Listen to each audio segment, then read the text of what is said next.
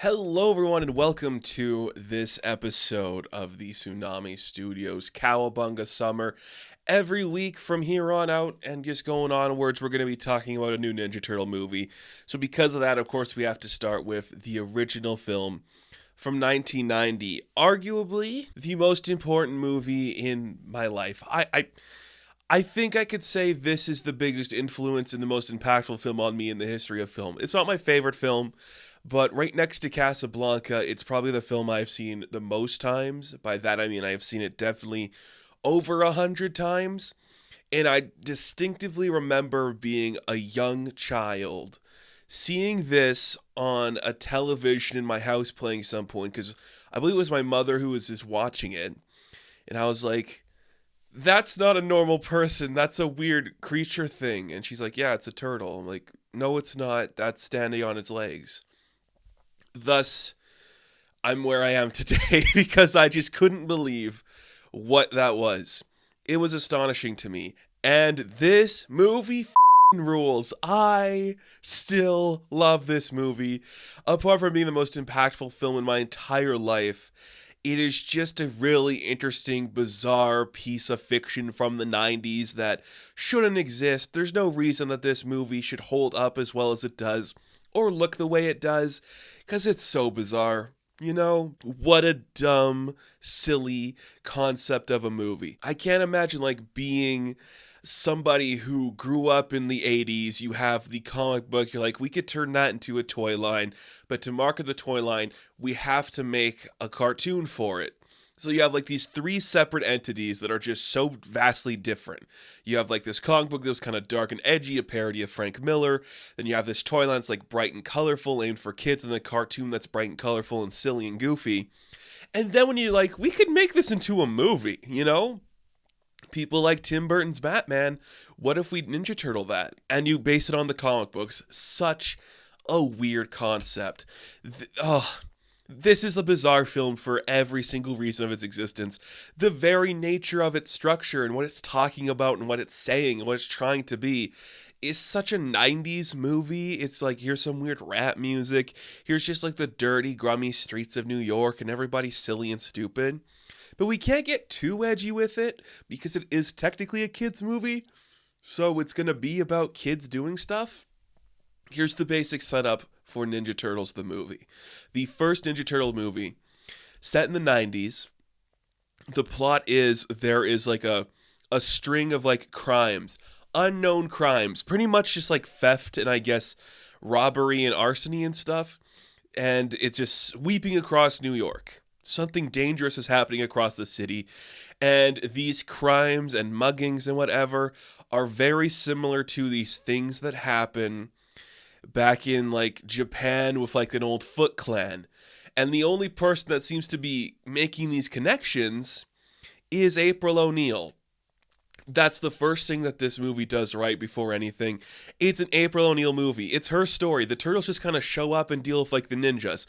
It's an April O'Neil story. Could you imagine doing that today where we're not just focused on the brothers?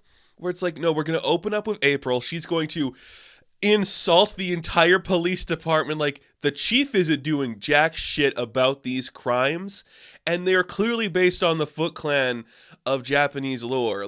There's clearly a connection here that is obvious, but nobody's doing anything about it because God forbid the police do something right.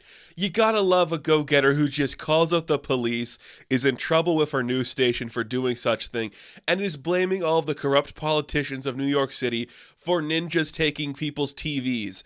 And it's just so silly. Some guys are just loading up a truck and the truck is jacked. Somebody just swipes a TV off a patio. It's insanity. And you're just what are we doing? What a weird setup for this thing. It has nothing to do with the lore of the Foot Clan and the history of it. That just coincidentally connects to everything. The turtles just kind of exist and are thrust into this world, and it's just the strangest thing ever. Pretty much just because she's attacked by some ninjas because she's spreading these reports, and then they show up and Raphael loses his sai, and that's when she realizes, hey, there might be some good ninjas out there.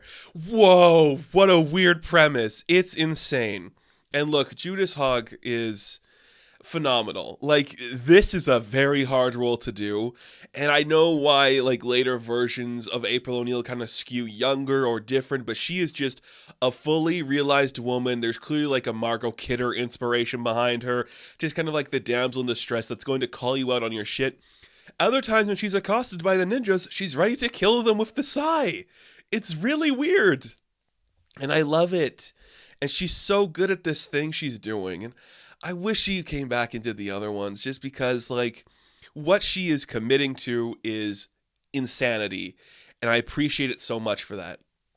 But let's stop talking about April, because I could be here all day talking about this interpretation of April, where we have a message for you, and it's like a slap in the face, and then, you know, she has some weird chemistry with Casey, which feels really developed, and it's really fantastic. Look, it's stupid that this is just like, ninjas invade New York, they start stealing things, and then they, like, hire a bunch of kids to be, like, thieves and stuff, and it's stupid. You're like, wait, why are these kids, like, working with ninjas, and they think that's normal? We also have, like, the young male lead in Danny, because we can't relate to a turtle, but Danny's just, I'm a thief, I'm a ninja, you know, it's stupid. We really need to lose that in these later movies, but we don't. We always have, like, a young guy showing up there, and it kind of, like, just sucks eventually. But man, oh man, is it just weird to have him show up. Doesn't work perfect. I hate Danny. He's the biggest haul to have this movie, because we don't need that. We're here for the weird sexual chemistry between April and Casey, and I guess some turtles show up. They save April, they head back to the sewers, and they're just like, yeah, we did great. Raph's like, you gotta be kidding me, guys, I lost my sai. And they're just kind of pissed off, but they go back home, and their dad's just like, you guys, you did great, but you have to be careful about these things. Don't worry about them. One day I'm going to die. Which is straight up what he just says. He's like, look, I'm not going to live forever. When that happens, you guys got to be ready for that. But Michelangelo's on the phone ordering a pizza. And it's funny and silly and stupid. Man, we just jump right into it. Ninjas are hiring children. Splinter says, I'm going to die. You kids aren't ready for that. And then we just have, like, a quiet moment where the two brothers, Donnie and Mikey, waiting for the pizza. You have some iconic lines there. Nice night. Pizza dude's got 30 seconds. Wise men say forgiveness is divine, but never pay full price for late pizza. It's awesome. What a stupid thing. Like, only in New York could you slide a pizza down a sewer drain and not be complaining about anything. It's like, yeah, I love this. What a dumb, it's so great and stupid. They're just silly, but Raph's pissed off, so he goes to a movie. This is happening in, like, the first 20 minutes of this goddamn masterpiece. He gets pissed off because he lost his sai, his brothers are being dicks, and he's just like, I'm gonna go to a movie. He goes to see Critters 3, and then he sees some people steal a purse, and that's where we're introduced to Casey Jones. And look, I love the Turtles so much. I really love Splinter. I love April. But Casey's always just been the guy that I know him. I've seen that guy in my life before. I'm aware of Casey. My favorite himbo in movies. He just shows up and he's just like, I'm going to use a hockey stick on you. And he does. And I love it. Like, what are we doing here? Nobody's freaked out by, like, the giant guy in a trench coat who's threatening you with, like, a gardening tool. But we have, like, this masked murderer freak show up in a hockey mask. And we're just like, okay, that's normaler than the big turtle guy, I guess. It's insane. And he hits Raph with a cricket stick and drops him into a dumpster. And he just leaves. What are we doing? Like, if you've never seen a Ninja Turtle movie before, this is insane. The costumes are great. Look, I love the costumes for the Turtles. The big prosthetics, the Jim Henson Company helped make them. The mouths are expressive, the eyes are expressive, the suits are movable, not breathable because the actors hated being in them, but they move great. And they look great. And they're distinctive, and they only get worse from here. When we talk about those later ones, it's going to be rough. But they look awesome. They're so distinctive, and I really appreciate, like, the detail put into those suits. And I've been spending way too much time on the first 20 minutes because we gotta keep running into this. Danny's a bad kid. They meet April again because they save her again, and she's, like, attacked, and they bring her to the lair, and she wakes up and freaks out. And Splinter's just like, time for backstory. We found ooze. I put them in ooze. Now we're talking and growing. I was with my master. He was killed by the Shredder. And everything sucks. And now we're here, and this is how we live, and you can't tell anybody. And April's like, okay, do you guys want to, like, come to my place and just hang out for a bit? And we'll have, like, pizza. And it's like, pizza? You said the magic word. And they go up. They do some improv. Raph's playing with a fish. What the are we doing? You know, it's such this, like, silly standard goofiness, and I really love it. And it doesn't look like it's a very expensive movie, because I know it's not, but I just appreciate, like, a grainy, just, like, stylized film movie where everything is just grummy and stupid looking, and it just takes itself so seriously for the stupid premise it has, because that's what we're doing here. We are aware that this is based on a children's toy and a children's cartoon based on a Frank Miller parody. We're aware of that. We're having fun with this. The guys are taking the action into a different way. It's comedic and fun. When the foot soldiers break into the antique shop, they're just, like, using stupid stuff around them to beat them up, and it's really fun. We're having a great time. And we just kind of, like, rush through a lot of these early issues of the comic book. Okay, we meet April. We have the fight in the antique shop. It's great. And then because April kept pressing, she gets fired from her job. And the entire antique store blows up. So we go back to the farm to recharge. At this time, too, Splinter has been kidnapped by the Shredder. Let's talk about the Shredder for a minute. In my humble opinion, one of the most important and powerful villains in all of pop culture. I love the Shredder. I love the relationship between Hamato Yoshi and Oroku Saki. I know some interpretations have it be that Hamato Yoshi actually becomes Splinter. That's cool. I like that it's just like a rat, and we see, like, the flashback to when Hamato and Oroku are fighting, and the rat slashes him, and then he, like, escapes into, like, the New York City drains. It's awesome. And I love that the Shredder's plan is just like, yeah, we're going to establish power in New York by corrupting the youth. If you want this to be like a heavier hitting message to show you, like, it's inspired by a cartoon at the time, what about a man from international acclaim coming to America and draining the mind of your youth to become criminals and ninjas? Like, that is such a clear message of capitalism, maybe? I love it. I love it. None of these kids are weirded out by, like, this guy with blades on his shoulders and knees in, like, a purple cloth with a huge billowing cape and a stupid helmet just showing up and being like, we're doing it now, bitches. We're taking over New York's underbelly. You can have fun in, like, your skateboard ramp and, like, smoke your cigarettes, but we're doing it. What a dumb guy. Like, I never understood, like, the plan for why would we corrupt the youth of America and turn them into ninjas when you already have an established Foot Clan. But I love it because it makes no sense. And he captures Splinter because he's like, yeah, we were attacked by turtles. That's their dad. We're fine. It's so stupid and crazy. And then half this movie, Splinter is tied up on a chain and he, like, tells Danny, like, it's okay. You're going to learn the lesson. Knowing is half the battle. Bizarre.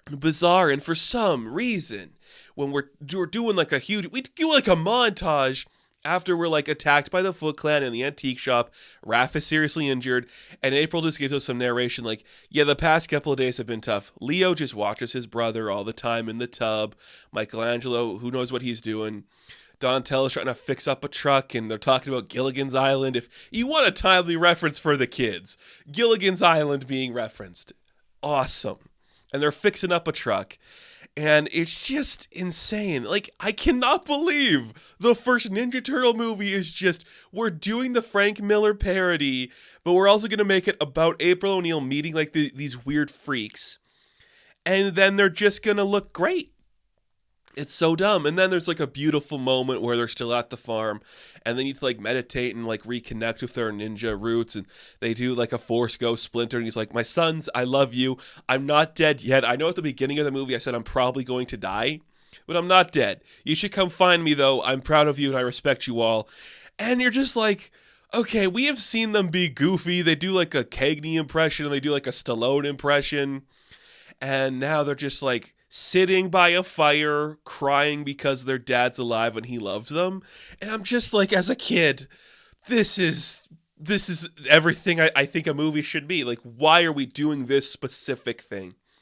I think it's epic and badass, and it just makes me smile on so many levels. I think about that sequence where they're all sitting around the fireplace, like finally connecting on an emotional level. We've seen them be crazy. You know, they're hitting people in the antique shop with like the drum set and everything, and they're hanging on like a lamp and kicking ninjas and stuff, but now they're getting intimate and quiet, and they come back to find Casey and April have been flirting. He's trying to give her a little massage, and she's like, okay, a little aggressive. Warming up to this barbarian. I'm here for that shit. I love their stupid relationship and their stupid chemistry where she's high-strung, and she's like, you're an oaf and a loser, and he's like, Baberella? You're like some stupid thing like this, a Broadzilla or something. I love it, and they love each other. It doesn't hurt that like everyone else in your life is like a teenaged reptile, that there's like one man and he's dirty and he's grummy and he can fix a porch swing and he can start your truck up and he can kill a man with like a garbage compactor.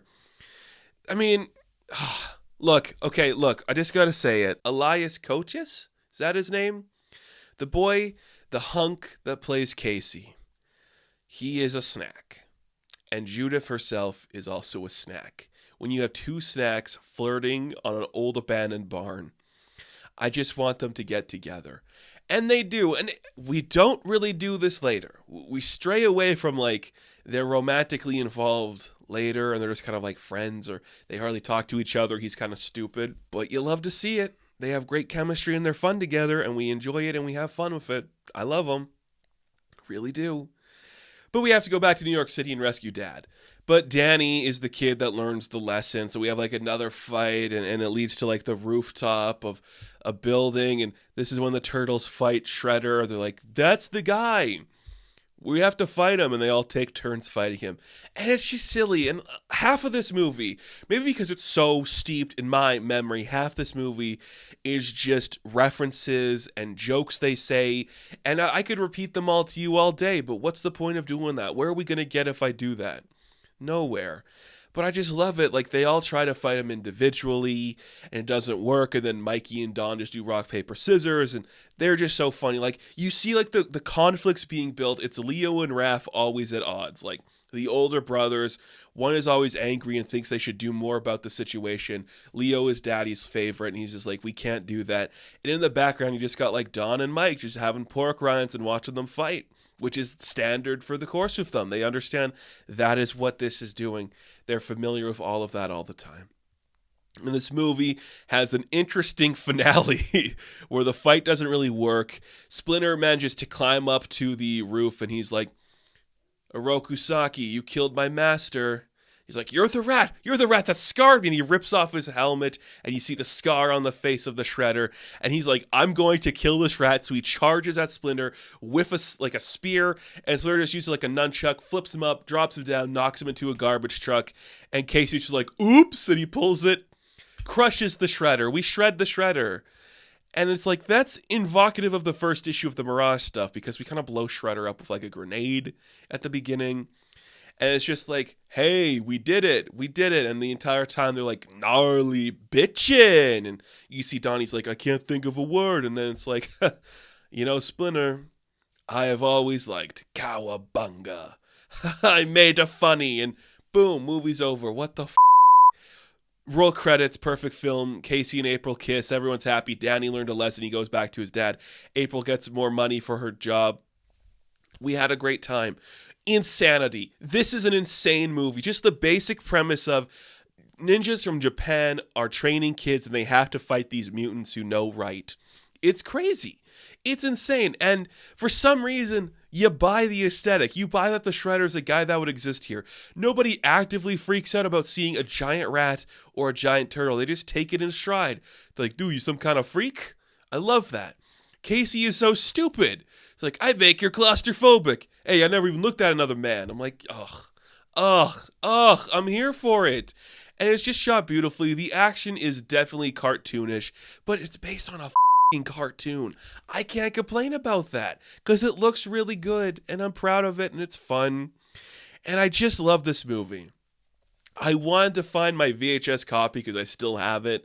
I don't know what box it's in currently, but this is an active rewatch for me every couple of months. This is the one I talk about all the time, I think about all the time.